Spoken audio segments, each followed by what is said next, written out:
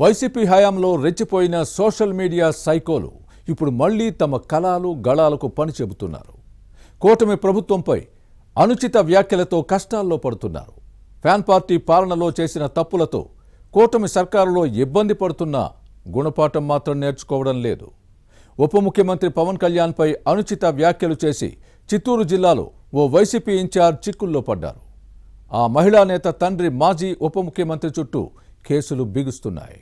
ఇంతకీ ఎవరా నేతలు? తండ్రి తనయపై వచ్చిన ఆరోపణలేంటి? Was the story?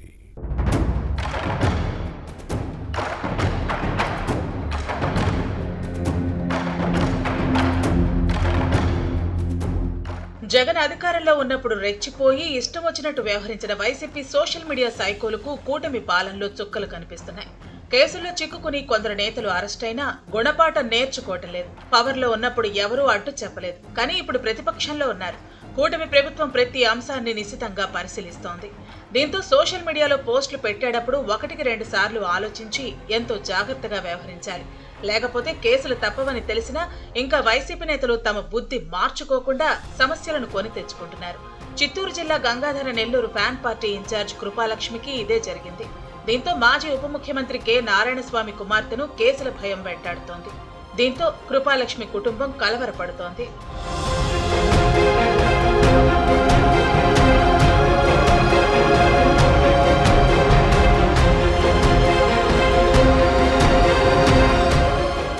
ఉప ముఖ్యమంత్రి పవన్ కళ్యాణ్ కు వ్యతిరేకంగా ఇటీవల కృపాలక్ష్మి ఇన్స్టాగ్రామ్ లో పెట్టిన పోస్టు వివాదాస్పదమైంది.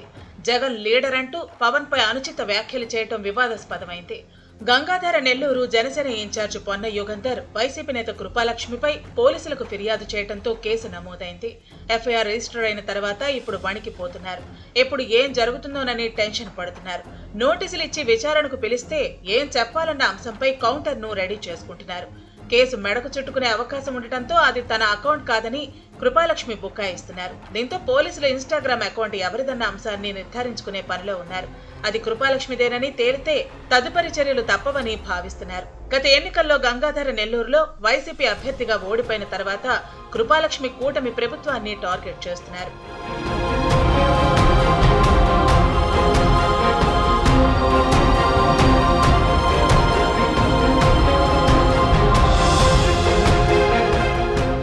ఇక కృపాలక్ష్మి తండ్రి మాజీ ఉప ముఖ్యమంత్రి నారాయణస్వామిని 2 భయాలు వెంటాడుతున్నాయి. వైసీపీ ప్రభుత్వంలో ఎక్సైజ్ శాఖ మంత్రిగా పనిచేసినప్పుడు జరిగిన లిక్కర్ స్కామ్ లో ఇప్పటికే పలువురు నేతలు, మాజీ అధికారులు అరెస్ట్ అయ్యారు. ముడుపుల వ్యవహారంలో తన వంతు వస్తుందేమోనన్న ఆందోళన ఈ మాజీ మంత్రి మొహల్లో కొట్టొచ్చినట్టు కనిపిస్తోంది. మరోవైపు వైసీపీ అధినేత జగన్ ఇటీవల చిత్తూరు జిల్లా బంగారుపాళ్యం మార్కెట్ యార్డ్ లో మామిడి రైతులను పరామర్శించినప్పుడు ఆంధ్రజ్యోతి ఫోటోగ్రాఫర్ శివకుమార్ పై ఫ్యాన్ పార్టీ అల్లరి మూకలు దాడి చేశాయి. దీని వెనుక నారాయణస్వామి పాత్ర ఉన్నట్టు తెలుస్తోంది. ఈ ఘటనపై మంత్రి నారా లోకేష్ తన ట్విట్టర్ లో పెట్టిన పోస్టుకు కౌంటర్ గా నారాయణస్వామి సెల్ఫీ వీడియోను సోషల్ మీడియాలో ఉంచారు. దాన్ని గమనిస్తుంటే ఈ మాజీ మంత్రిలో ఏదో భయం ఉన్నట్టు కనిపిస్తోంది. ఇటు తండ్రి అటు కూతురు ఈ రకంగా నారాయణస్వామి కుటుంబాన్ని కేసుల భయం వెంటాడుతోంది. భవిష్యత్ పరిణామాలను పరిశీలించాలి.